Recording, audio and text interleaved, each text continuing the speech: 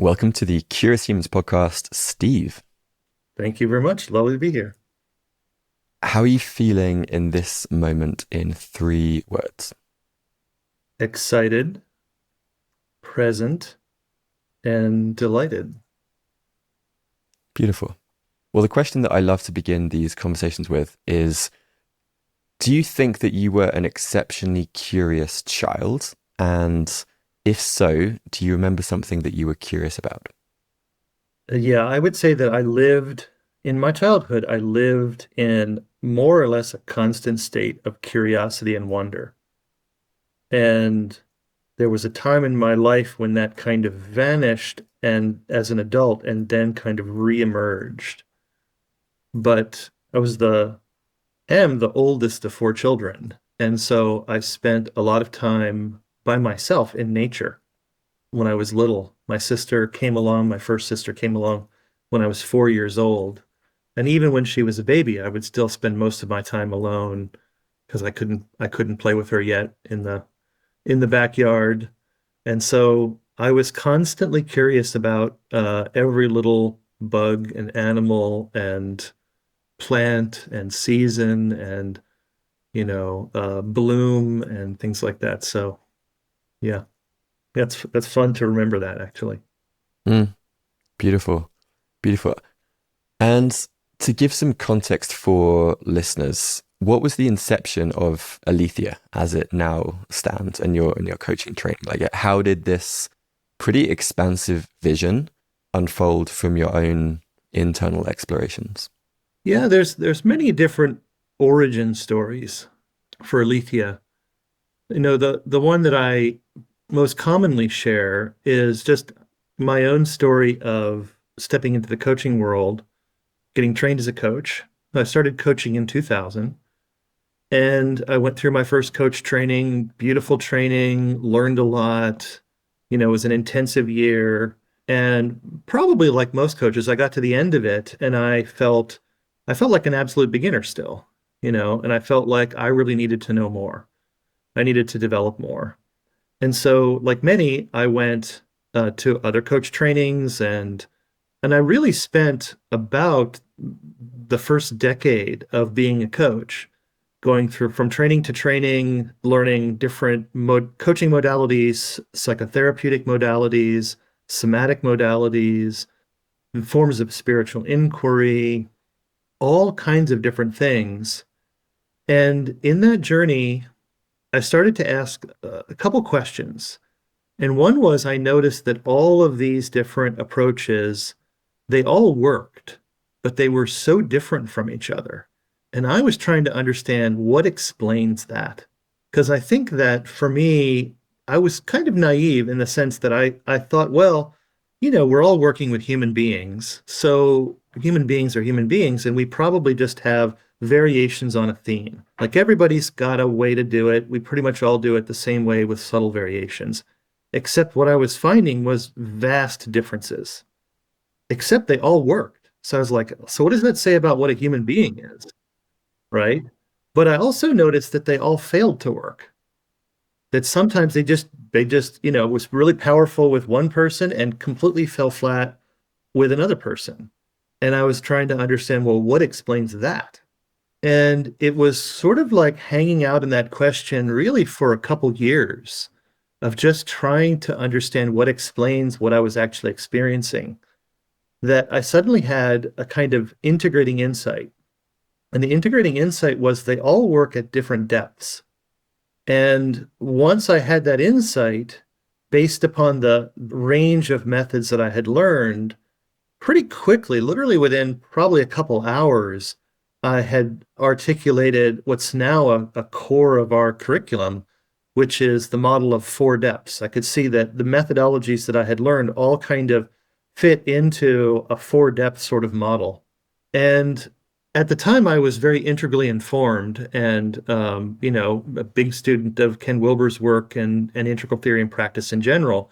So my immediate thought was, how can we create a method that integrates all these depths, that integrates these? And because of the strong sort of adult development model sort of thinking in that world, I made the assumption that people would kind of I'd work with them at one depth, and then maybe after several months or maybe several years, they would graduate to a deeper depth of work. And then I would switch methodologies with them and work with them in a deeper way, and so on.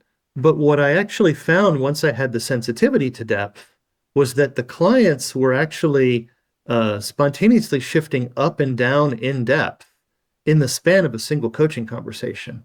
And so that idea, that sort of developmental idea, I really had to let go of. And I do see the work that we do in Aletheia as developmental, but it's really a different way of conceiving how you go about that than what these traditional models of adult development seem to describe. And so what I had to do in Aletheia, because clients were shifting spontaneously up and down in these depths, is to take the methods I had learned and really kind of reformulate them, you know, include new pieces, drop out other pieces, articulate them in the context of the other depths, etc., to create a method that could seamlessly shift with the client and always be able to meet them at the depth that they're at in a skillful way. And essentially that was my conclusion, is that when you have a method, and I could see like lots of methods are kind of depth specialists, like they really work well when you're at that depth. But the second you wander out of that depth, now it seems sort of clunky. It doesn't really work as well. There's something that you're missing. And that really explains why every method works, why they're so different, but it also explains why they don't work sometimes. And so that was really the initial integrating insight that had me create this style of working. Mm.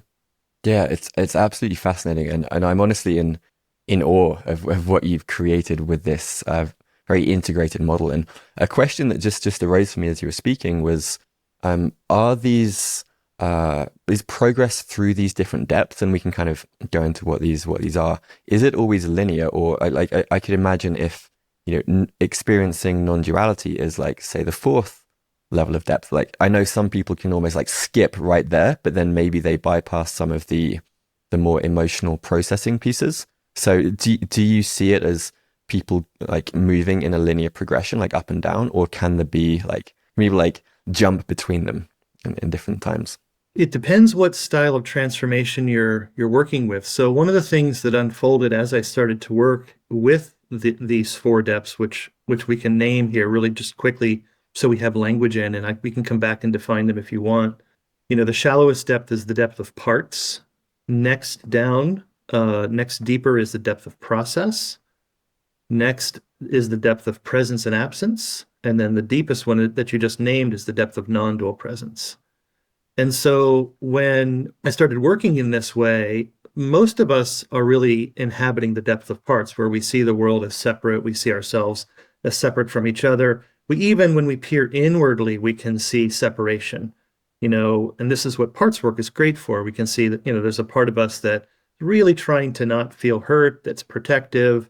We have many of those because we also have many parts of us that have felt hurt, rejected or abandoned or betrayed or not valued or not loved or things like that. And so when we start to work in this way, very often there is a kind of linear progression from the depth of parts to the depth of process. As parts release, we naturally sink down. As we flow with process, that sort of takes us towards the realization of something that's essential about ourselves. And so there is that kind of linear flow. And what I started to realize, though, is that's just one style of transformation. There are, in fact, at least in the Aletheia metapsychology, three other styles of transformation, and that can be articulated in terms of how we inhabit and how we work with the depths. And so the style I just described, where we flow from parts to process to presence and absence to non-dual presence, is a style of gradual unfoldment. But like you're pointing to, there's another style of transformation, which is a kind of sudden awakening style. And here we can go from the depth of parts, where we're ego identified in some way, and through practicing that style of transformation, actually flash directly into non-dual presence. Sometimes I like to call it the express train because it makes no local stops, right? It just goes straight from parts directly into non-dual presence. And you can see that in some ways, these two approaches are very complementary in the sense that, when we're working in a gradual unfoldment style, it's super good for individuation work because we're leaning into our emotions. What are we feeling? What are we sensing in the body? We're working through a lot of boundary issues, autonomy, contact. How do we create healthy boundaries in our relationships? We're doing all that work, which is very emotionally centered work. But it's also work in which we're working to get resourced in the midst of our relationships. And that's what allows us to be able to create those healthy boundaries, to open to contact because we feel resourced enough to allow it, or we feel resourced enough to establish, to reassert a boundary in a way that has enough energy behind it that it actually functions as a boundary, right? All that's really, really important individuation work, but all of that is mostly in the three shallower depths. And in that gradual unfoldment style, you can get into non-dual presence, but in my experience, it tends to take a long time to actually do that. And if you contrast that with the sudden awakening style of transformation, you go directly into non-dual presence in a flash of insight, a flash of self-recognition, a recognition of your true nature. And so where one of these styles of transformation has a strength, the other has a weakness. So they're very complementary. And so when you then take those two styles, you can actually sort of integrate them together, which gives you a third style of transformation. And then there's a fourth style even beyond that that's been articulated in our work. So this is the other thing that I started to notice when I started to work with this depth ontology, is that many people, many coaching approaches or psychotherapeutic approaches or spiritual approaches will offer some kind of a transformative praxis and they will treat it as the mode of transformation.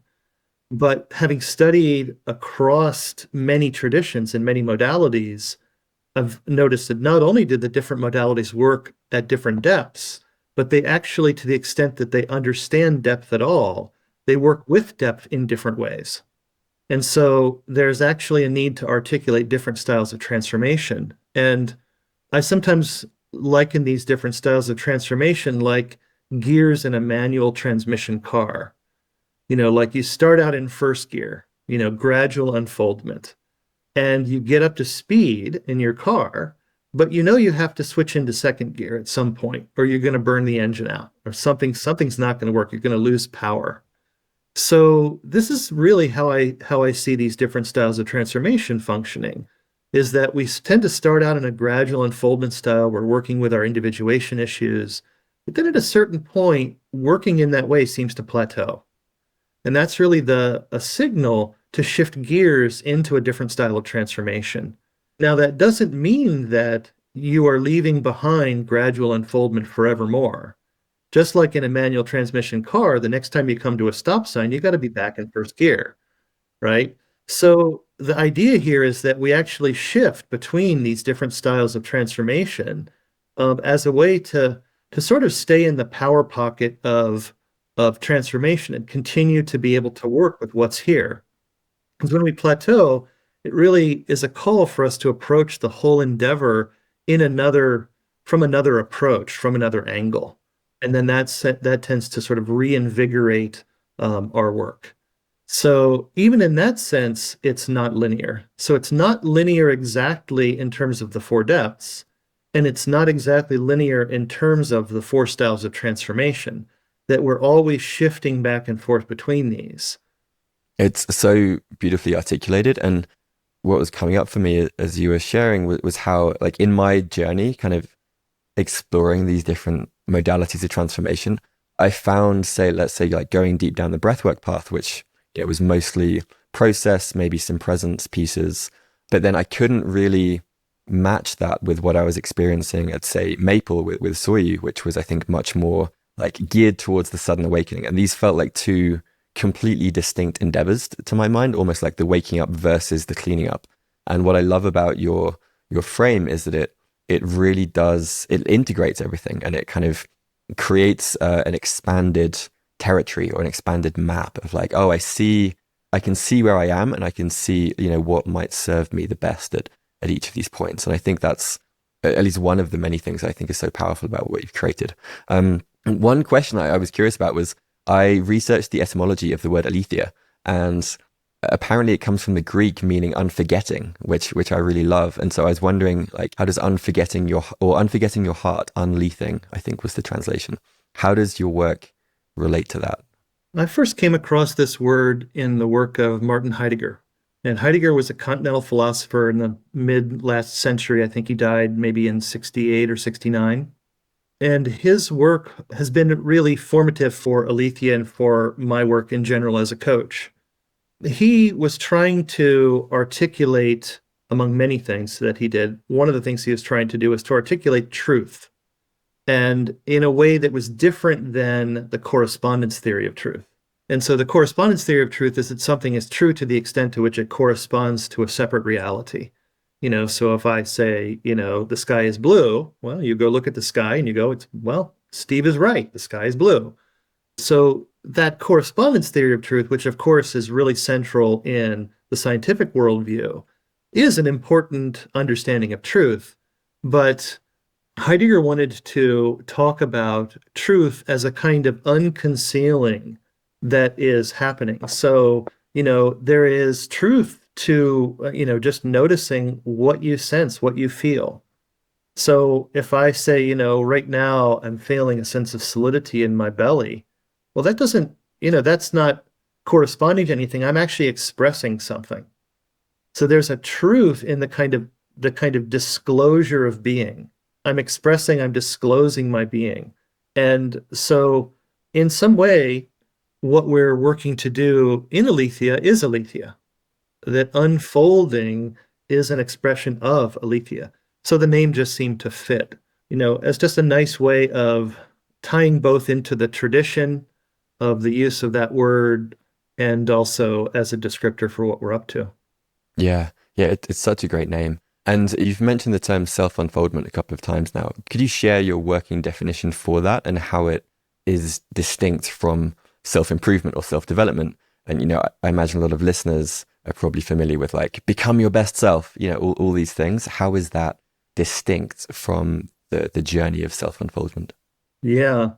And I do define unfoldment relative to improvement. So let me start with improvement. So the improvement or the self-improvement paradigm, as I sometimes call it, is really the prevailing paradigm in our world. And as you're saying, like you see it all over the internet, all over YouTube, all over, the books that hit the bestseller list. Many of them are about self-improvement, improving your relationships, improving literally everything, your health, your body, your career, etc. And in fact, even the industry that I'm part of, the coaching industry, is self-improvement is just its sort of bread and butter, right? That's what it is. And I did self-improvement style coaching for a long time, decades, in fact. I even taught it for a while. And what I noticed in my own experience was that I never was very satisfied with the results. And what I started to understand was that the central question in the self-improvement paradigm is what is missing. And, we feel dissatisfied with life. We feel a sense of self-deficiency. What is missing? It's a natural question. The good intention here is, well, if we can figure out what's missing and then we can figure out where to get it or how to build it or how to develop it, then it won't be missing anymore and we'll be liberated from the sense of deficiency. All makes rational sense. But my question is, does it work? And my conclusion is that no, it doesn't work. So if you launch a self-improvement project to address some self-deficiency, sometimes those projects just flat out fail. And that usually leaves us feeling like, well, I guess I don't have what it takes, right? Like look at, how many New Year's resolutions people give up on, right? And they make the resolution with a good intention. It doesn't work out. They give it up within a month or two. And usually where it lands them is in some feeling like I don't have what it takes, right? They feel deficient by instigating that self-improvement project. But let's take the case of mixed results. well, that's kind of no better. It's like, yes, we got some improvements here, but it didn't really live up to our expectations. Once again, maybe I don't have what it takes, or maybe my way of improving, that's what needs improving, right? Like I need to do the improvement project in a better Don't way. have the right strategy, don't have the right tactics, haven't read the right books. Exactly. Yeah. So yeah, this approach didn't really work. Mixed results. Let's go look for another one, right? And so how many of us are looking for a better way to do self-improvement, right? So you get caught into that. But even in the case where your self-improvement project succeeds, in my experience with that, mostly we succeed to the extent that we're able to almost like put blinders on and take a tunnel vision, very, very focused, approach, often with tremendous willpower, and we can hit the number, so to speak, right? We can get the improvement. And of course, that's great, but it tends to cast a really big shadow on the rest of our lives. And we say, well, I improved here, but look at all the other places I'm deficient. And so, in my experience with the self improvement paradigm, no matter what the outcome is, what tends to happen is there's a reinforcement of the sense of self deficiency. And so that gets us into what I call the self improvement trap, which is where the more self improvement you do, the more it seems you need self improvement. And so we just keep going at it again and again and again and again. And the intention is always good. It's like, really, it's a good intention. But I think that we often don't really pause to consider the outcome because, frankly, we don't know there's an alternative. We just think that, well, this is the way it works. And if it's not working out, then my way of improving needs improvement. And we just double down on it because we don't know that there's an alternative. And so the unfoldment paradigm is that alternative. And so the way that we shift into the unfoldment paradigm, there's a bunch of ways that we can talk about, but one of them is to change that central question. And we change the question from what is missing to what if nothing is missing? What if you're already a whole human being? Now, that's a provocative proposition, and it's intended to be provocative because, of course, we still have the feeling of self-deficiency. And so in the unfoldment paradigm, when you have the feeling of self-deficiency, the question is, what does that feel like? How do you actually experience it? Do you feel it in your body? Do you feel it emotionally? Like, what is the actual contact you have with that something that you believe is missing? And so what happens is, we'll start to say, well, it feels like something missing right here in the center of my chest, or it feels like whatever. And the conversation shifts from what's not here to what is here. And we begin to explore what is palpably present. We explore that in an unfolding way, in a way that unfolds a greater depth of contact. And it's as we deepen into self-contact that we recognize and that we unconceal our innate wholeness. Our innate wholeness, that's presence, which is quality rich. So when we work in this unfolding way with what's here, we unfold into a state in which we recognize our courage, we recognize our perseverance, we recognize our strength, we recognize our love, we recognize compassion, and all of these different human virtues which are available to us to be embodied when we actually have deep self-contact.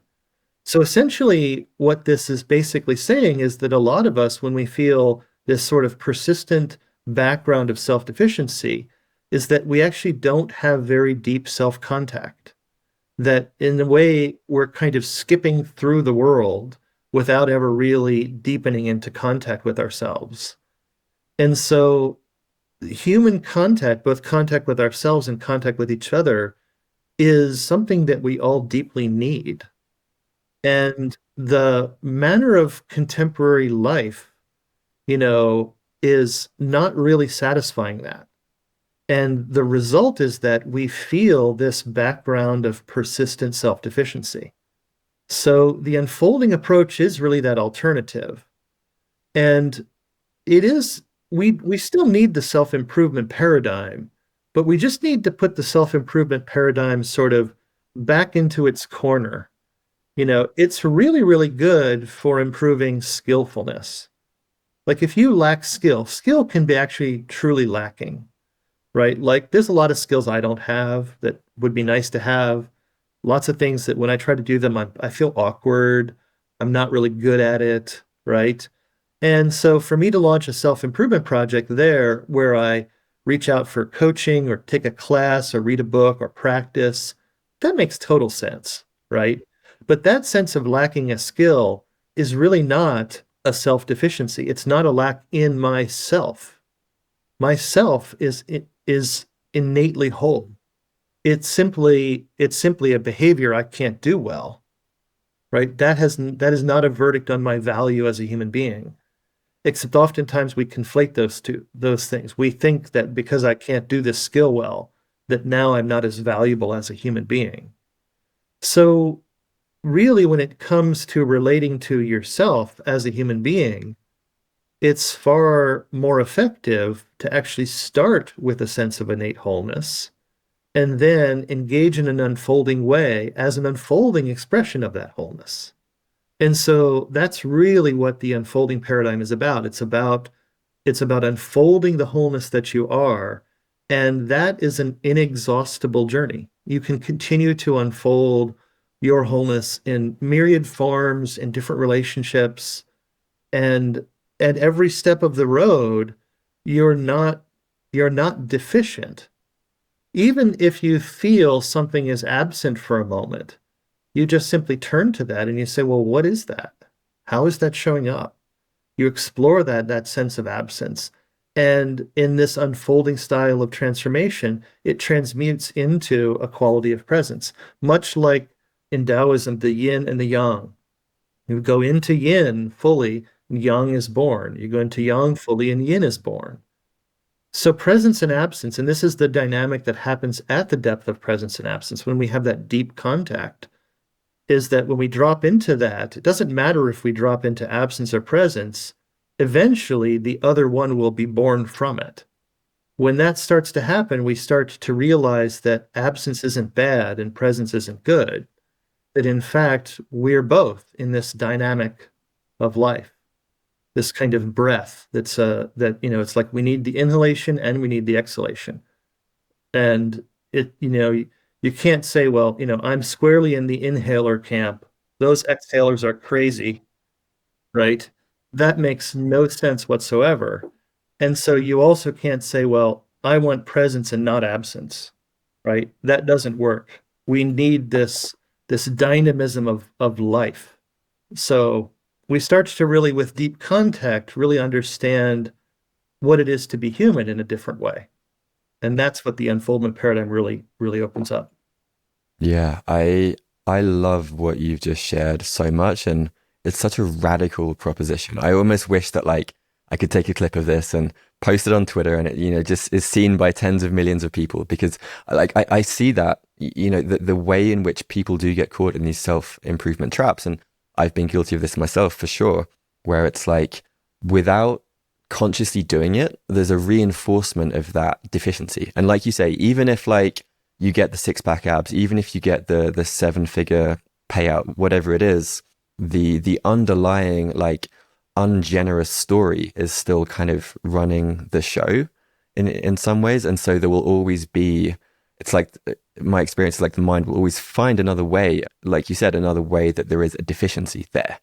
And it's such a radical idea of like what if there is nothing to improve? What if there is nothing to fix?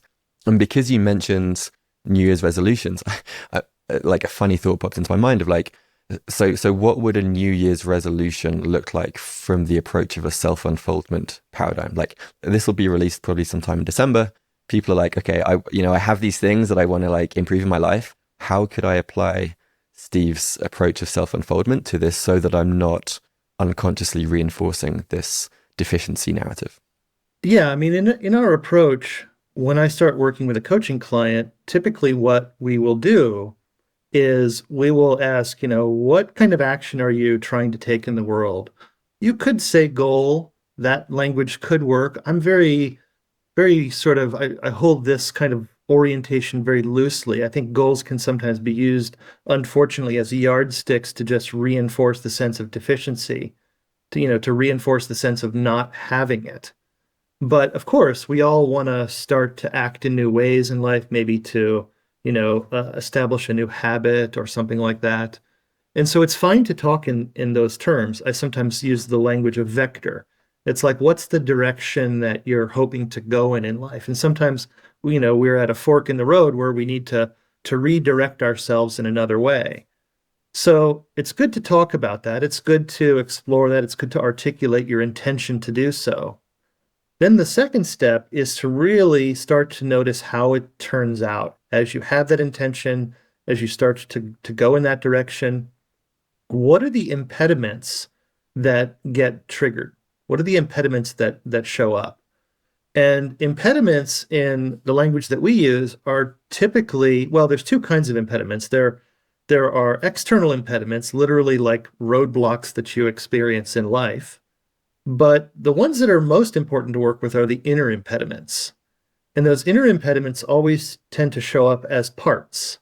So you'll have a part that will get triggered that says, I don't know about going in this new direction. Sounds risky to me. And it will get triggered, and every part has a good intention.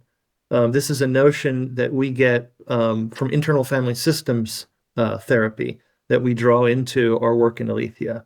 Every part has a good intention, but it also has an unintended negative side effect. And so that part is trying to protect you from making a mistake, but it's also sabotaging your intention to make a redirection in life. So you have this vector, you start to understand what these inner impediments are, and then instead of working with those inner impediments in a self-improving way, you work with those inner impediments in an unfolding way. So you work with parts in an unfolding way, which would take me a while to describe, but essentially that's the shift in strategy. And the idea behind this actually goes back to something from Kurt Lewin, who was one of the sort of founding fathers of the field of organizational development. And Lewin recognized that systems tend to be goal seeking. They're goal oriented. And I think you can understand an individual as a system as well. That is, we point ourselves towards the realization of some possibility, some future possibility. And what he noticed is that, broadly speaking, there's sort of two strategies that you can employ. One is to increase the force, the sort of driving forces toward the realization of that possibility. Work harder, more willpower, more accountability, partners, something like that, that you try to increase the driving forces. But what he noticed is that when you try to increase the driving forces, internally, you also activate all the resistance to that. And so you wind up in some kind of state where it's not really working. The harder you try, the more resistance there is. And so he said, well, the opposite approach, the other approach, is to actually work to reduce the internal resistance, to reduce what he called the restraining forces, the forces kind of holding you back, or what I'm calling inner impediments. And so when you reduce inner impediments, the natural driving proclivities of the system or the person can then just sort of take over, and you don't have to try to do anything to increase or amplify them, because that they're just naturally there, naturally wanting to realize that future possibility. So that's essentially the way we work in an unfolding style, is we work to reduce those inner impediments or those restraining forces, but we do so in an unfolding manner. And I can say a little bit more about that, because there's a really sort of paradoxical shift that we have to go through. But I'll pause. I'm curious what you make of that. Yeah, well, what comes to mind is there's a line that my old meditation teacher, Michael King, used to share where he was like, if you apply effort internally, it allows the external world to be effortless. And the other thing that came to mind was, I'd love to see a conversation between you and Stephen Pressfield, who wrote The War of Art, where, he has this entire book, this entire philosophy around kind of beating the capital R resistance in life, which is kind of exactly as you just described. And it would be interesting to kind of see, from a purely kind of outcome focused perspective, like, which of these strategies actually yields the most effective results. Let's say there's an author who has a book inside them they want to create. And on the one hand, there's someone who's like, they have 5 accountability partners. They are waking up at 9 a.m., drinking 3 double espressos, and they're just like pushing themselves through and almost forcing it, versus someone who maybe goes down the self-unfoldment route and inquires into the nature of whatever resistance they might feel to writing that day. So I think it's a really interesting juxtaposition, and I'm curious to hear your thoughts on that. Yeah, right. Yeah, I mean, in my experience, when I encountered Lewin's work in this distinction of, driving forces and restraining forces, it just intuitively made sense to me that if we reduce the inner resistance, the inner drag that we have on our efforts in the world, that the natural proclivities that we have for doing work, for realizing possibilities, will just take over, and that's basically what we see. And so the real key is not working on those inner impediments in a self-improving way, because the self-improving way is more often the way of trying to increase the driving forces. And so this is one of the things that generates the kind of poor results of the self-improvement paradigm, is that it often activates those inner resistances, but doesn't have a skillful way of working with them, doesn't have a skillful way of reducing or eliminating them. And instead, all it has is just working harder. All it has is just, continue to increase the driving forces until you theoretically overwhelm the restraining forces, which of course leads to burnout. It leads to exhaustion. It leads to lots of negative side effects, poor relationships. You wind up pissing people off if you're working with them in projects. If you're a manager or a leader and you take this kind of approach, you're going to have high employee turnover. So there are all kinds of, negative side effects that just spin out from that approach. And so the unfolding approach is really centered on contact, on fulfilling the need for contact. And the side effects of that generally are relaxation, openness, depth, deepening relationships, easier capacity to leverage support. I mean, it goes on and on. So it really is a dramatic shift. And the reason why I think people don't operate more in the unfolding paradigm is literally it's in the blind spot that we have in our culture. Our culture only knows about the self-improvement paradigm and only approaches it that way. It's not even considered a paradigm in our culture. It's just considered the way. Yeah. Yeah. And I think there is such a risk, which I've also fallen, or the trap I've fallen into myself is, let's say I make contact with a part of myself that is angry. Maybe it's, wanting to set a boundary of some sort. And then there's a way in which I can relate to that where I'm like, okay, if I feel this thing, it will go away and I'll feel better, which generally doesn't create the results that I'm looking for, because it's another way of just resisting it, as opposed to welcoming it and viewing myself as an inherent whole in that process. And I think that's something that has taken me a good while to kind of learn and relearn, over and over again. Well, we've all fallen into this. I mean, I can articulate this really, really clearly because I've made all these errors myself, and repeatedly so, over and over again. I mean, that's why I've arrived here. And even though today I still understand all this, I still find myself falling back into the self-improvement paradigm. My only saving grace is I think I can catch it a lot sooner and I can course correct. I can go, oh, there I go again. I mean, it's in this culture, it is so reinforced that it's hard not to. And so this is one of the reasons why I like to say in this work that we really need each other. It's like we need communities of practice to be able to remind ourselves of an alternative way of engaging life, because all of us, no matter who we are, we're gonna fall back into that. But the example you just gave, I want to bring another element into the conversation, which is, when we relate to a part, like a part that's angry, we really want to relate to it in a way in which we let it be and let it unfold. And this is the paradox I was really referring to earlier.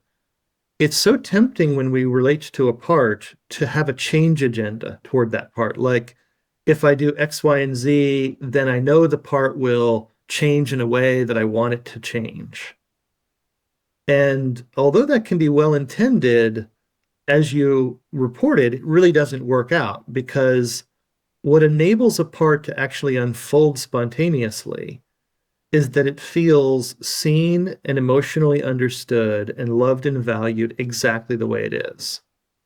And the only way that that happens is when we approach it with a genuine interest to understand it empathetically and with zero agenda to change it.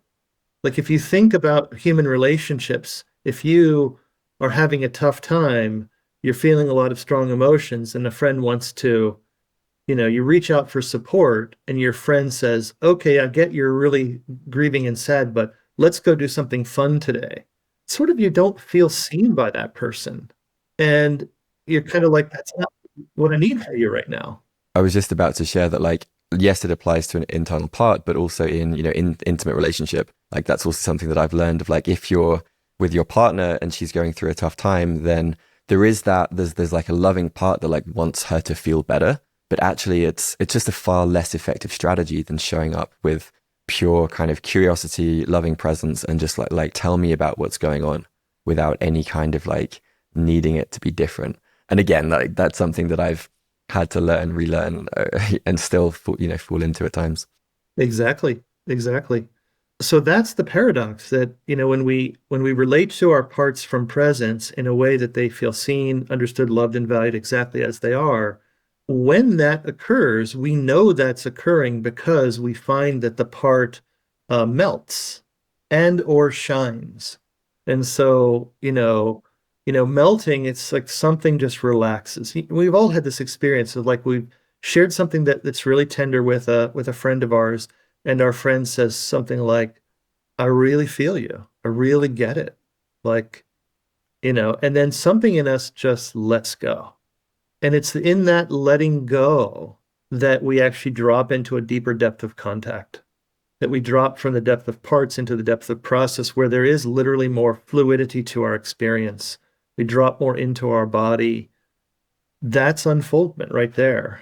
Sometimes parts shine, and shining is like, if you've ever been around a kid who has maybe, made you something, a drawing or some sort of something, found something on the playground, and they come to you and they want to give it to you as a gift. And if you really genuinely receive the gift that's given, they shine. It's like, wow, that's an amazing drawing. And you can just see them light up from the inside. They just beam. And so when our parts feel seen and understood and loved and valued exactly as they are, they melt and they shine. And that's what drops us into a deeper contact with ourselves. And so that shift of how we relate to those parts from an improving way, where we're really trying to get the part to maybe like stop what it's doing because the negative side effects it's producing are undermining us, to just meeting the part exactly the way it is and allowing the power of contact to do all the heavy lifting. Just that part feeling genuinely, empathetically met and contacted. That's what does it.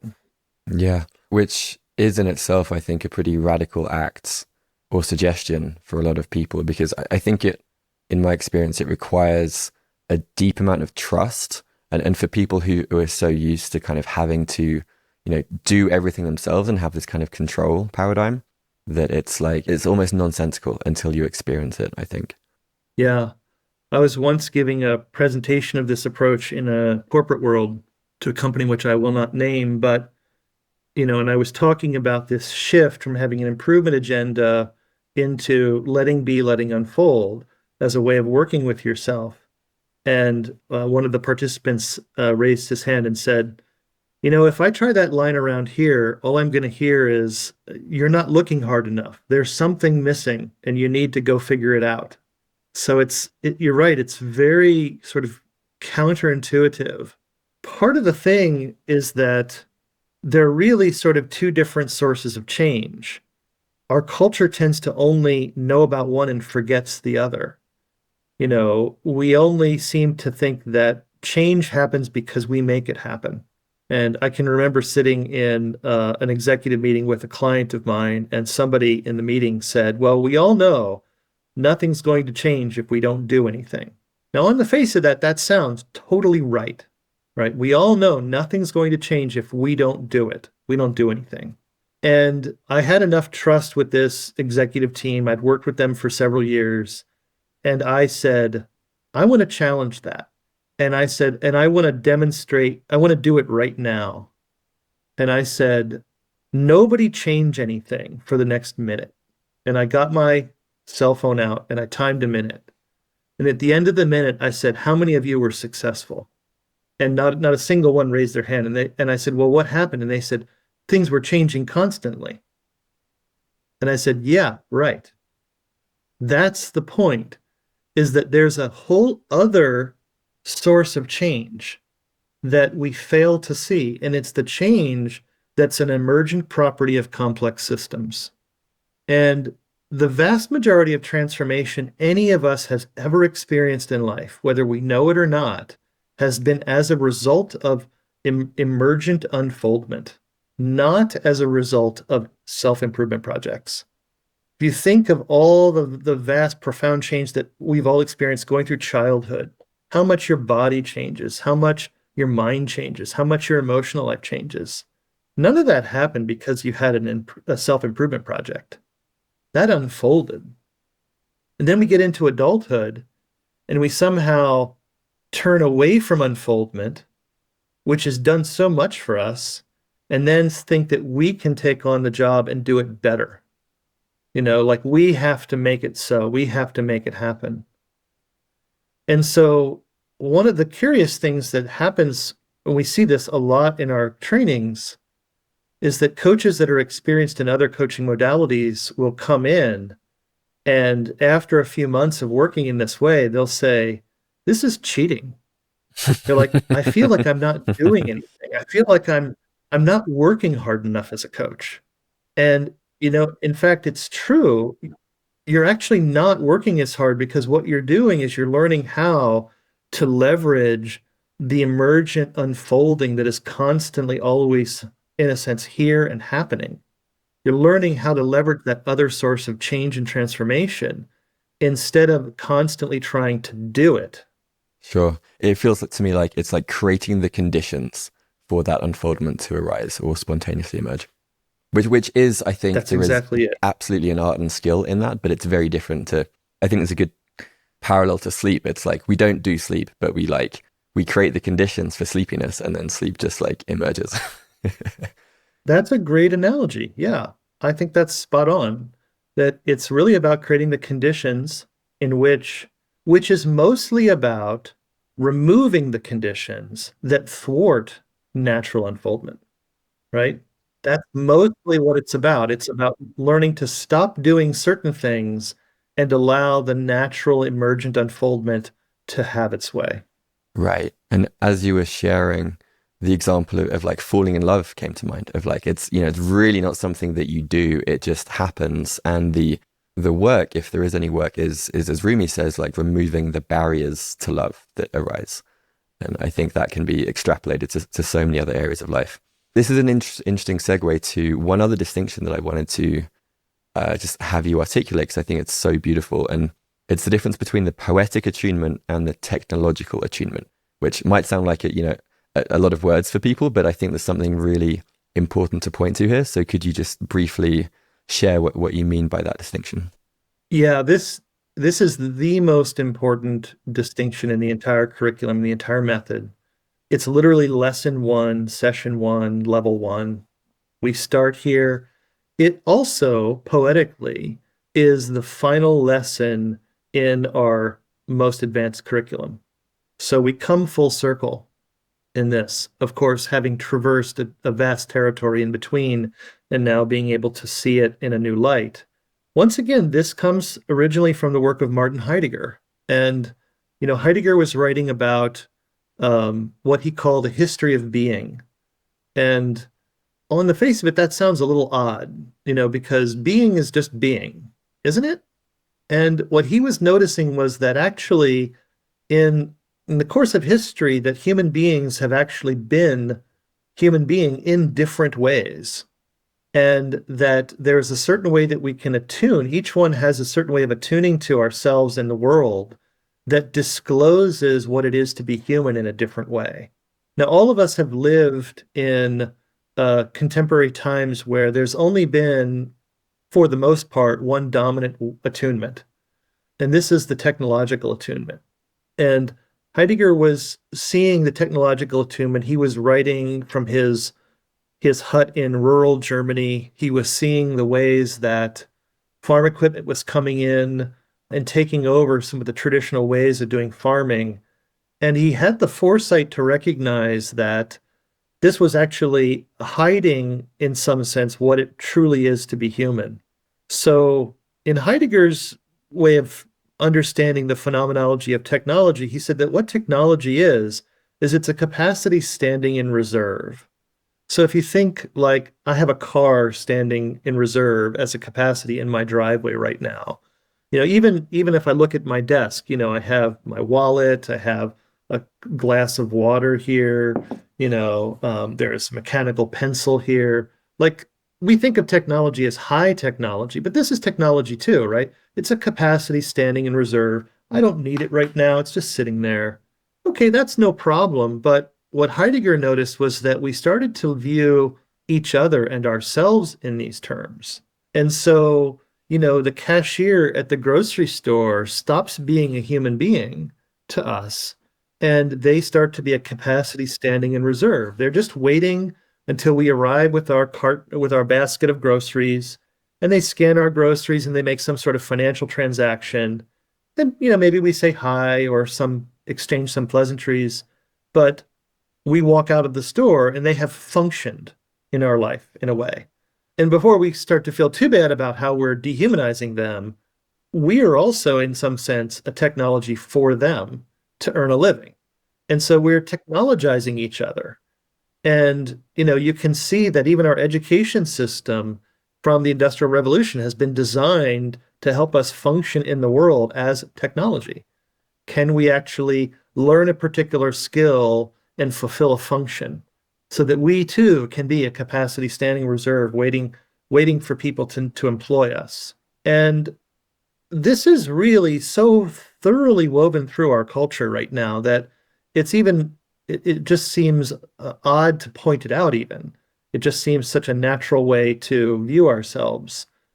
But this is really heavily implicated in this feeling of self-deficiency that we have because we're lacking contact with our humanity in some sense. And the technological attunement fuels the self-improvement paradigm. So one of the ways that we enact the shift from the self-improvement paradigm into the unfoldment paradigm is to shift attunement, meaning that we really want to attune to everything, ourselves, each other, the world, in a way that discloses it in a different manner. And Heidegger brilliantly had a proposal for that. He said that the antidote, in some sense, to the technological attunement was to attune to the world in a poetic way, where we see what it is to be human in poetic terms. We see what it is to be a world in poetic terms. We see nature in poetic terms instead of nature as a resource to be consumed or a landscape to be reformed and reshaped in our own design, that we actually see the innate truth, beauty, and goodness that's there. So the way that we practice this in Aletheia is we engage a love of truth, beauty, and goodness for its own sake. And we need to do it for its own sake. Because if we do this for the sake of anything else, we will backslide into doing this as a technology. So if you think of what do we do for its own sake, well, that's a good definition of play. Like play is something we do for its own sake. If you turn play into doing something for the sake of producing something, then that's work, right? That's not play anymore. So this way of shifting into the poetic attunement is simultaneously a form of play. It's a playful thing. We're actually playing in a way that opens us to each other, that opens us to the poetry, the truth, beauty, and goodness of what it is to be human. And it's really a very pragmatic orientation in our coaching conversations because the conversation essentially is always focused on, to say it simply, what's true. So when we check in with the client, we're wanting to know what's true. How are you feeling? What are you sensing in your body? What's here right now? What's happening? And what's happening in you? What's happening between us? What's happening in your life? We keep focusing on what's true. Some truths are very easy to be with and to feel. Some truths are not. Nevertheless, we keep focusing on that. And what we find is that the truth unfolds. We start to create some of those conditions for spontaneous unfoldment. And as it unfolds, there's a revelation of beauty. There's a revelation of fundamental goodness, basic goodness. And so as we have coaching conversations in this unfolding paradigm attuned poetically, clients discover their own fundamental truths, their own beauty, their own essential basic goodness. And these are all facets of themselves as innate wholeness. So when we land into our innate wholeness, we feel it as a truth. We feel that there's a beauty there. We feel there's an essential goodness there. And that's the antidote to this persistence of self-deficiency in life. So, really shifting into a poetic attunement does so much. It's really incredible. And it's one of the things that allows us to enact this shift from improvement into unfoldment. Yeah. Yeah. This really strikes a chord with me as well. I've gone through phases of my life. This was more kind of in my 20s where I was very technologically attuned in the sense of, I had like full calendars. I was like doing this for this, like measuring a lot of different metrics, things like that.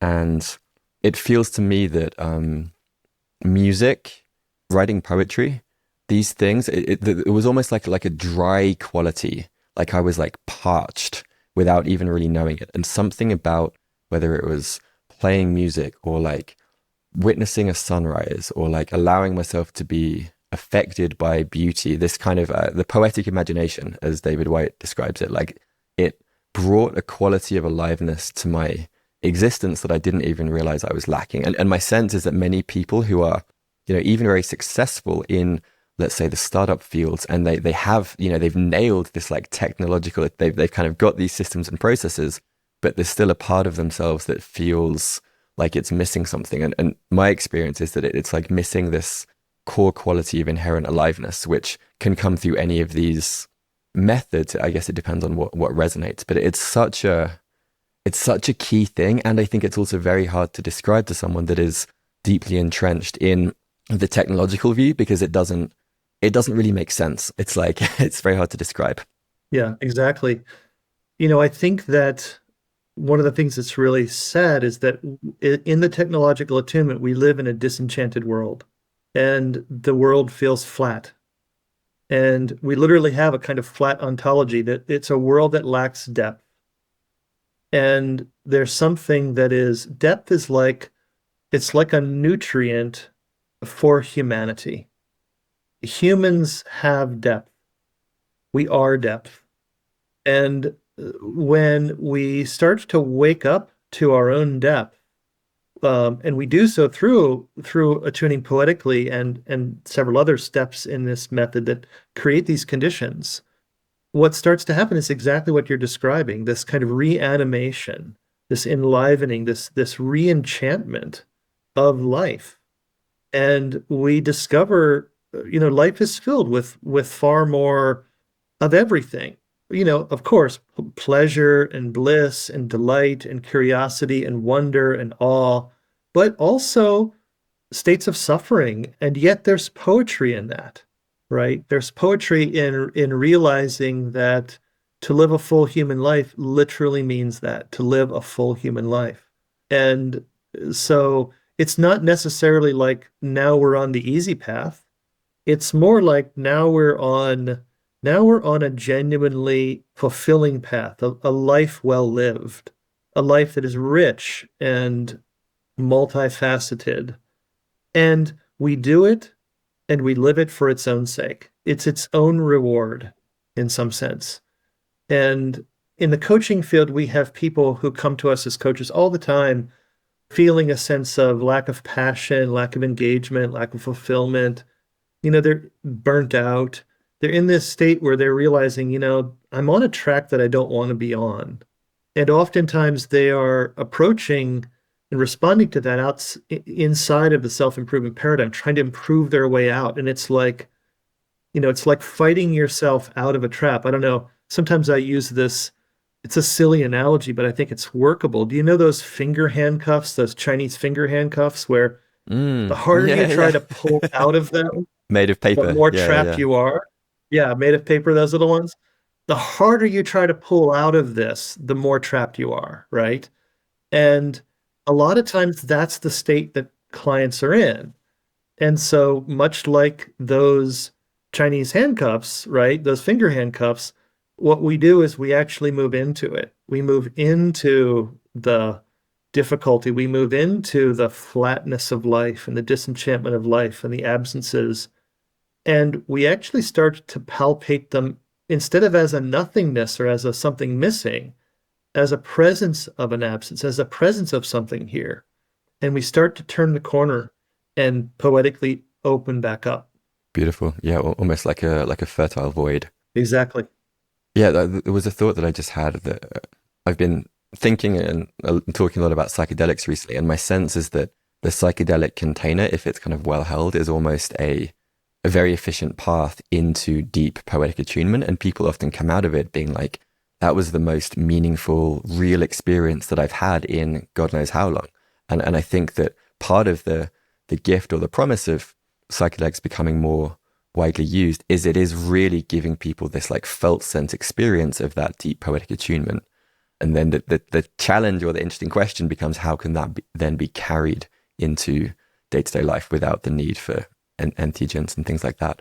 This feels like an interesting segue into I'd love to talk about the nervous system and specifically how you see the Aletheia methodology working with nervous system regulation and capacity building, because it strikes me that there's a lot of overlap here, but I would love to hear from your perspective, how does increasing nervous system regulation maybe create the conditions for greater presence and depth and therefore unfolding? Yeah.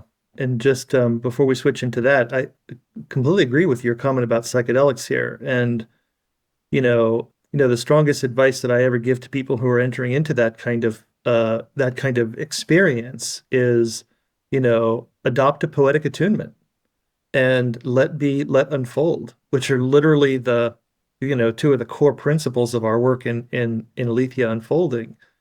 And that will do you really well in those journeys. The worst thing that you can do is to adopt a technological attunement and try to get something out of it, because invariably it's going to go in a way. It's going to be challenging. Precisely, right, right. If you try to control it or you're in the middle of it, it's not turning out, all kinds of stuff is getting surfaced and you're like, that's not what I want to work with. And, you try to avoid that and switch gears and, I mean, that's kind of a recipe for a pretty rough ride. So yeah. Yeah, so in terms of nervous system, I mean, our practice is very polyvagally informed. I think that you're spot on that one of the conditions for spontaneous unfoldment is having some sense of regulation, some nervous system regulation. You know, we find clients in states of sort of like chronic freeze states, and so really we have to help clients learn to shift from sort of more dorsal vagal states back through sympathetic states and into some kind of ventral vagal socially engaged regulated state where it's easier to access presence, it's easier to open, it's easier to be with what's arising in an unfolding way. And so a lot of you know we don't really teach our methodology in terms of here's what you're doing with the nervous system. but each of the gestures that we do in the method definitely has effects on the nervous system that help shift it into a state that in which unfoldment is more spontaneous. And so, yeah, there's definitely a big element there. The other thing is that we really understand and leverage neuroplasticity in our coaching approach. And so we've integrated the work that's been done on memory reconsolidation. What really allows us to have a sustainable transformation. It's one thing to have a new experience, but it's another thing to actually have a sustained transformation in our sense of self. And so we have built into our method at each depth of work, parts work, process work, presence work, and non-dual work, ways of opening the memory reconsolidation window, or what I've started to call the self-reconsolidation window when you're working at certain depths. And to actually, when that window closes after about 5 hours, to recrystallize and consolidate in a way that neurologically sustains a transformation that unfolded. And so we're working a lot with that. Yeah, beautiful.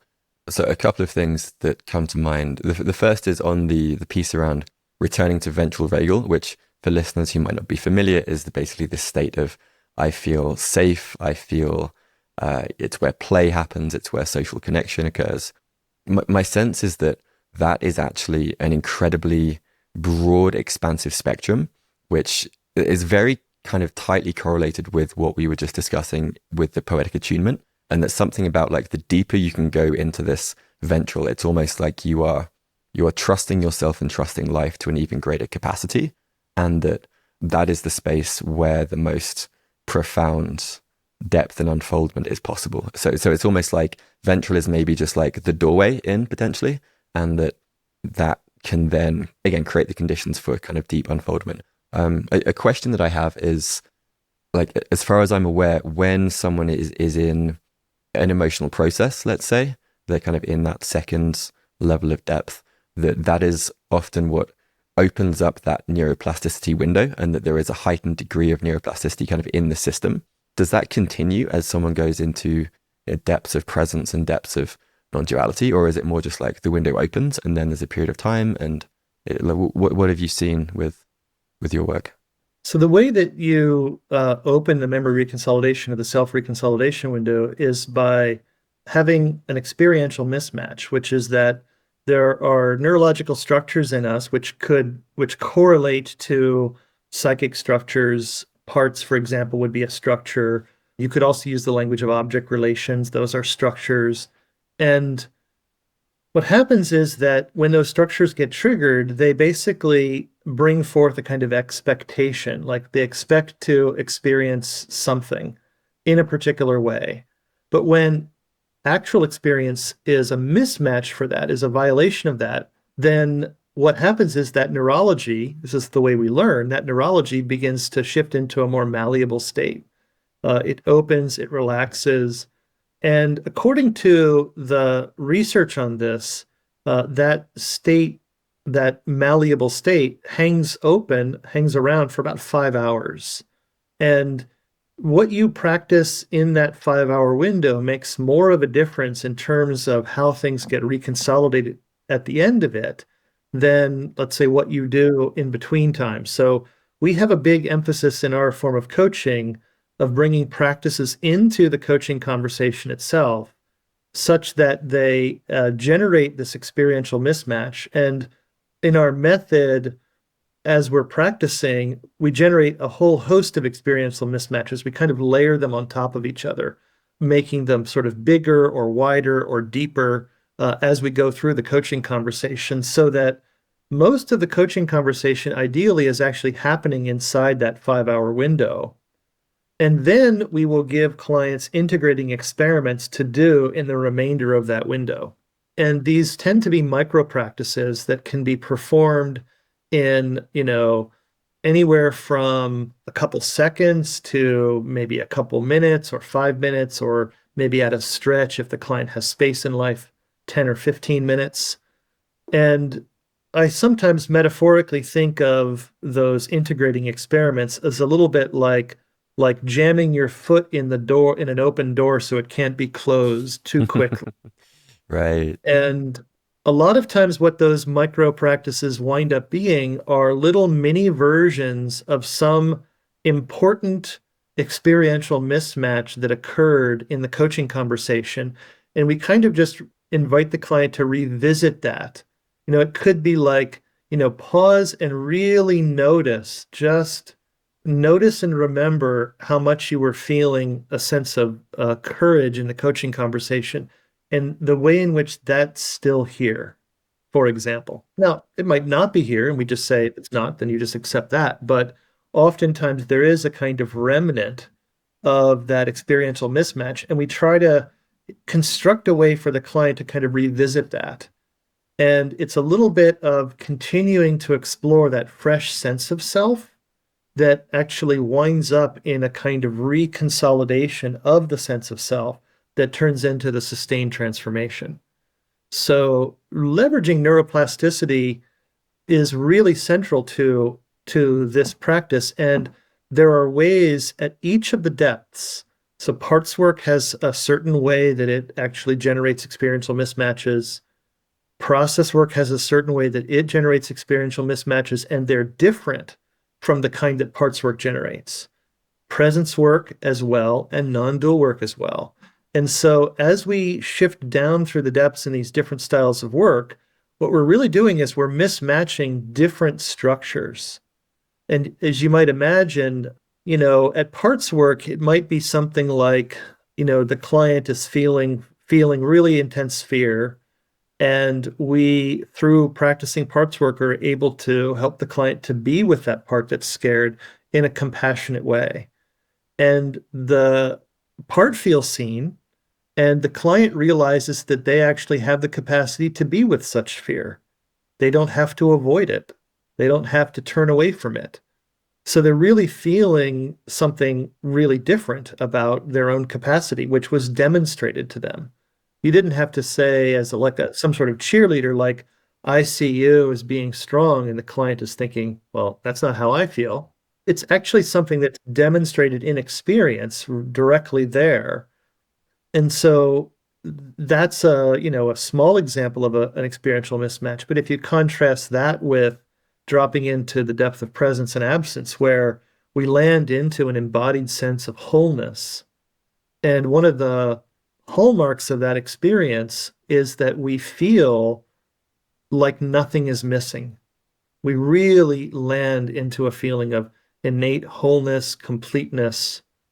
And it's often startling for clients when you actually start to explore that, because it's such a dramatic contrast to the background feeling of persistent self-deficiency. So that is another example of an experiential mismatch. And so you can tell if you land into the depth of presence and absence, or even more profoundly, the depth of non-dual presence. That's such a dramatic contrast or experiential mismatch with the usual sense of identity, that usual sense of identity becomes malleable in a way that when it recrystallizes at the end of the 5-hour window, it more recrystallizes with some elements of that fresh sense of self included, rather than the previous sense of self. And so really the whole approach is just layering experiential mismatch on top of experiential mismatch, building them up by working in the depths and across the depths throughout the coaching conversation. Yeah, that's fascinating to hear. And I'm kind of mapping this to my experience of a lot of my work has been through facilitated breath repatterning, which is a specific type of breath work. And the way that works is, usually kind of towards the peak of the journey, let's say 30, 45 minutes in, there's that, I guess that mismatch will occur, even if it might just be embodied. And there's, the sense of like some emotion is arising, then there's the feeling of and welcoming and integrating that emotion. And then usually the final kind of 15 to 20 minutes is deep rest and relaxation. And that, to my understanding, is when a lot of the actual like rewiring is happening. It's kind of in that place where the body is not asleep, but there's still awareness there, but it's almost like integrating whatever that experience was into the nervous system. And we actually will see changes in people's breathing patterns. So there seems to be a correlation between someone's breath pattern in a certain experience and to what degree are they welcoming different emotions. And so their breath pattern will change kind of before and after. And that's usually an indicator for us that, like whatever that piece was, it's like landed in the system. But it's so interesting to hear that there are these very different ways of reinforcing that expanded capacity, I guess, for these different states. And you mentioned non-dual work, and I'd love to briefly touch on because to me, like it seems like a paradox in terms, right? Non-dual work, like that's it kind of like breaks the brain. What is the work to be done when you're in a place of non-duality and you realize that there is no one doing the work? Yeah, so mostly non-dual work is a practice that allows us to land into the depth of non-duality, non-dual presence, and really recognize the fundamental non-dual nature of ourselves, of our true nature. And the way I like to talk about it is that most forms of non-dual work are actually designed for you to fail at. And so, and it's the failure to actually do what's being sort of asked of the practice that actually allows you to drop into that depth. So unfoldment in general can be understood as a kind of dance of work and grace. And it's that way from the very beginning, that there are elements of practicing or working, and then there are elements that where you're just open to grace. You know, if we want to speak in more technological or rather scientific terms about grace, this is that emergent property of complex systems where it's a source of change that there is no actor acting it, there's no actor performing it, but yet change is emerging. And so in our work, we're really constantly dancing with doing work and opening to grace. And most of the work that we do is, in fact, to learn how to open to grace more fully so that we can really allow grace. So the deepest work is grace given, because as you point to, one of the ways into that work is through failing to find the self, failing to find the separate self as an inherently existing, self-existing, from its own side being. And so there really is no self that is ultimately, no separate self that is ultimately doing that. Really, it's an awakening of non-dual presence to its own nature. That is what unfolds there, and that is grace given. Beautiful, beautiful. And for people listening, who I imagine just have so much to chew on, what might be a specific experiential practice that people could try in their own lives, can explore for themselves to maybe get a taste of what we've been talking about? Like how can they go about creating the conditions for this depth of presence in their own lives? Yeah, my suggestion would be to start to play with the shift from improvement to unfoldment. And there's kind of sort of four principles here that anybody can start to play with.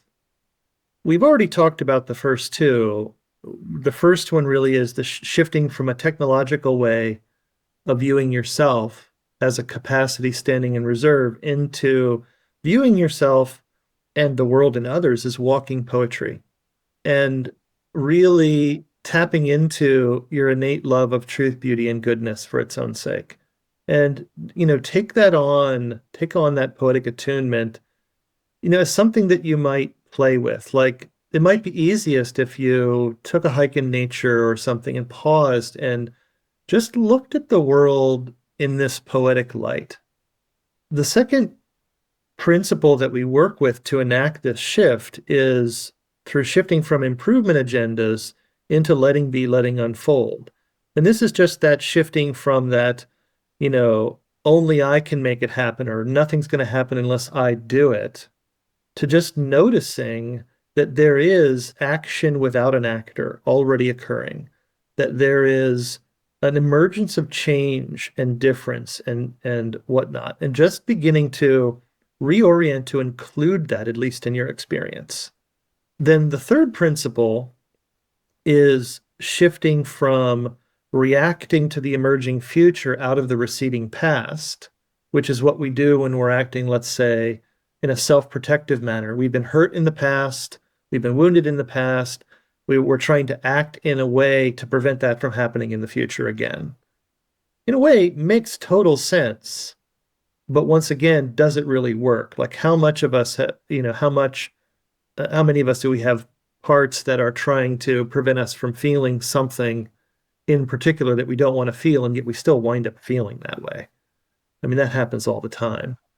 So it's shifting out of those improvement agendas into working with what is arising in the present moment exactly as it is arising. So it's that shift out of a future past orientation into a present orientation. And then the fourth principle is we tend to view the locus of transformation as the individual, like I'm the one transforming. And I want to encourage everybody to shift to seeing that the locus of transformation is actually a complex ecosystem. And it's not the individual. In fact, if you, just to pick up the thread of what we were talking about with non-dual work, if you go look for the separate individual, you will not find it. That what you find instead, to say it in the Buddhist way, when you realize emptiness, you also realize dependent co-emergence. Everything is emerging in a dependent co-emergent way. Everything is unfolding in that way. And so that's the locus of transformation. And I think many, perhaps most coaching approaches, most psychotherapeutic approaches still view the locus of transformation as being the individual. That's why we do things like we assess the individual, against some sort of assessment criteria, a competency model or a personality typology. And then we try to design some kind of intervention or development plan for that individual. And of course, we get a feather in our cap because we're customizing it to the individual. This person is auditory or visual or kinesthetic. This person is such and such. And we're highly customizing it to that person. And of course, there's lots of good intentionality behind that. But it often misses what I think is the real reality, which is it's the complex ecosystem that is actually the locus of transformation. So even when you ask a person, like, how are you feeling? The emotion that they speak about or the felt sense that they speak about is arising as a point of contact with the complex ecosystem that is around them and that they are internally. It's a way of actually feeling the emergence of that complex ecosystem. It's not the feeling of an individual. And we make that mistake. So this is another one of those contrasts between the improvement paradigm and the unfoldment paradigm. And so this is really, these four principles are ways that you can enact the shift and start to play with this. And, it's impossible for me to really, in the time that we have here, describe how we practice, parts work, process work, presence work, non-dual work, or how we practice in these four styles of transformation. But literally the first steps toward shifting into that are really starting to enact these four principles in life. And even without training, I think you can start to play with that. And I do mean play, like to have a playful spirit about it. Don't have like a work hard spirit about it. Like try it on, see what opens up, see how you feel when you're playing with this. That's what I would suggest. I love that so much. The phrase that I've been playing with recently is the Walt Whitman idea of I contain multitudes. And it kind of, as you were saying about the difference between the individual and the complex system, almost expanding my awareness to encompass all of the multitudes, all of the parts, all of the pieces, and that whatever I am is some kind of, it's like witnessing all of that, basically, that is arising in that codependent fashion. Wow, there's so many directions that I would love to go in. I'd love to talk about Enneagram at some point, and also the psychedelic and dream work that you're doing, but I feel like those might be best served for a future conversation. So I'd love to close with got four rapid fire questions if you're open to it. Sure. Yeah. Great. So the first question, which you've already touched on, but what do you see as the most common barrier to self-unfoldment? Honestly, I think the most common barrier to it is just the blind spot that we have about unfoldment in general. We just don't see it as an option in our culture. And if we don't see it as an option, we don't ever even try experiments or we don't even play over on that side. Hmm. If you were to describe the arc of the Aletheia journey in a single sentence, what might that be? So we start where we are and we wind up where we are. Many people, but the two places are radically different. Many people mistakenly think that when we have a methodology that includes non-dual work, that somehow non-dual awakening is the omega, that that's what it's all about. We're trying to get there. That's not how I understand it. What we're actually trying to do, the omega, is being a full human being. The human being in our totality, in our fullness, is actually the omega. And what it takes to do that is to inhabit all of our depth consciously, to inhabit each one of these depths. Each one brings something, expresses something about what it is to be human that is not expressed by the others. And so that's, I think, really what it's fundamentally about. Hmm. It reminds me of Mark Gaffney has the true self realization, and then unique self unfoldment is kind of after that, and that sounds very similar to what you're describing. If you were to describe the work that you do at Aletheia to a curious 12-year-old, what might you say? I think I would say, I've never tried that exactly, but I think I would probably talk about growing up in a way that the world still feels fun and enchanting and realizing the power of wonder. Hmm.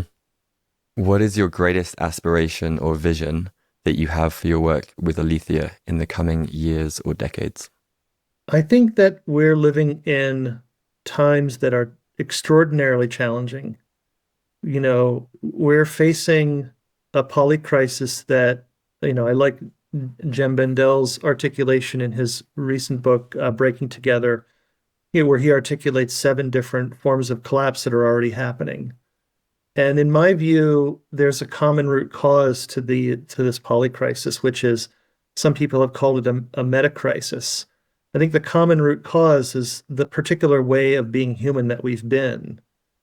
And these times call for us to reinvent what it is to be human. That, yes, there will be technological responses to these crises. Yes, there will be political responses. Yes, there will be social movements. We need all of those things. But where I currently stand in this is I don't believe all of those taken together will be sufficient. I think that the only sufficient response is an ontological response.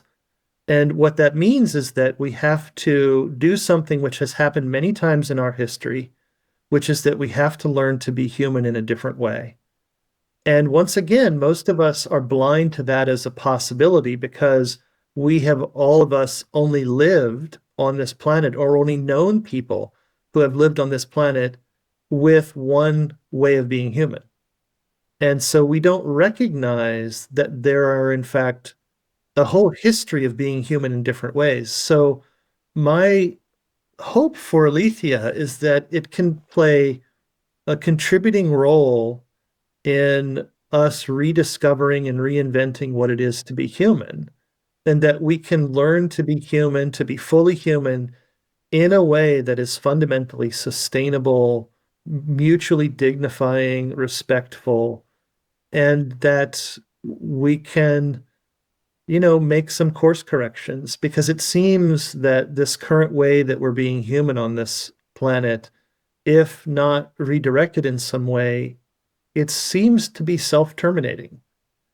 And that to me is very concerning. So I view Aletheia really as my attempt to offer a serious response to that actually is not just a philosophical response, but a deeply pragmatic response. And as coaches, we get invited into the corporate world and the governmental world and the NGO world, and obviously into people's personal lives. And I think that we have an opportunity to bring genuine wisdom traditions, wisdom practices into those places where perhaps the historical carriers of those practices, like spiritual traditions, don't get invited into those worlds necessarily in the same way. Those traditions have been unfortunately marginalized in our culture. And there's something really interesting that's happening in the coaching world that I think affords an injection of wisdom into places that otherwise don't have access to it. And that's why I'm passionate about training coaches to do this kind of coaching in the world, which is really different from the run of the mill sort of self improvement style of coaching, which, a lot of the coaching industry is actually doing. Hmm. Hell yeah. Yeah, it's like the perfect Trojan horse for the poetic attunement. I love it. I also thought of I don't know if you're familiar with Zach Stein's work, but he talks about the transition between Homo sapiens to Homo amor, which sounded like another encapsulation of this transition that we're in. Wow. Well, this has been so much fun, Steve. I really appreciate your time. For listeners who would love to learn more about Aletheia and how they can maybe get involved, I know you have a host of different offerings and trainings and things coming up. Where is the best place to find out about that? Maybe get in touch with you, people in your team. Yeah, you can go to our website, which is integralunfoldment.com, and we run an advanced coaching program. We're starting our next level one program in February, upcoming next year. And we also have programs that take our approach and train parents to work with their children in unfolding ways, to parent in unfolding ways. And so we'll have one of those programs launching in January. And once you go through our level one coaching curriculum, that kind of opens up a world of possibilities beyond that. That really the idea in designing Aletheia as a coach training school is I wanted to design the school I wish I had gone to originally, that actually had a path towards mastery over many years of dedicated practice and being in community and receiving feedback and really working to hone and refine. And so that's what we have right now. Beautiful. It sounds like it's becoming the ultimate how to human academy, which is something I think the world desperately needs. Well, thank you. All of the links to those different offerings will be in the show notes as well for those of you who are interested.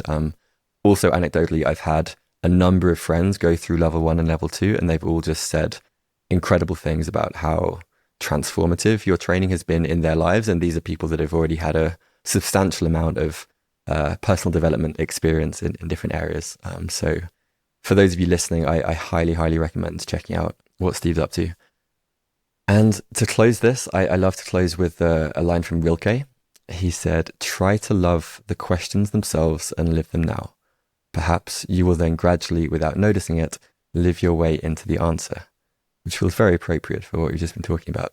And with that in mind, what is the question that is most alive in your consciousness, and what question might you leave our listeners with? These days, in terms of the question that's most alive in my consciousness it's like, what is this? I really feel like the deepest reaches of this work is what I call apprenticing the mystery. And Aletheia has unfolded in a way that I could never have predicted. I'm not actually sure where it came from, and if anybody should know, it should be me. It seems to have unfolded out of the complex system that I've been in, and its unfoldment it seems mysterious to me. It feels like something emerging into the world, and I just happen to be a particular kind of mouthpiece for it. So I have a lot of questions about that. That is just fascinating for me. And in terms of a question to leave listeners with, I guess I'm curious, and I would love to hear from listeners if they're willing to reach out. What has touched you about this conversation? What sense of possibility has opened that maybe wasn't as open as before? And I'd love to hear from people. Our approach and our work is all about human contact. And so I'm an invitation for human contact. Beautiful. And what would be an email or what would be a good way for people to share reflections if they arise? You can reach me directly, Steve at integralunfoldment.com. Beautiful. All right. Well, thank you so much, Steve. Yeah, your work has truly impacted me, and I am just grateful for your presence and what you're creating in the world. So thank you. You're welcome, and thank you for this opportunity to talk with you and to share this work with your audience. And I too am very excited to learn more about your work, and I have a deep suspicion that your depth of understanding of the nervous system, there's a lot that we could also learn from your work. So I hope for more conversations between us. I hope for the same thing too. Yeah, thank you so much. Take care, Johnny.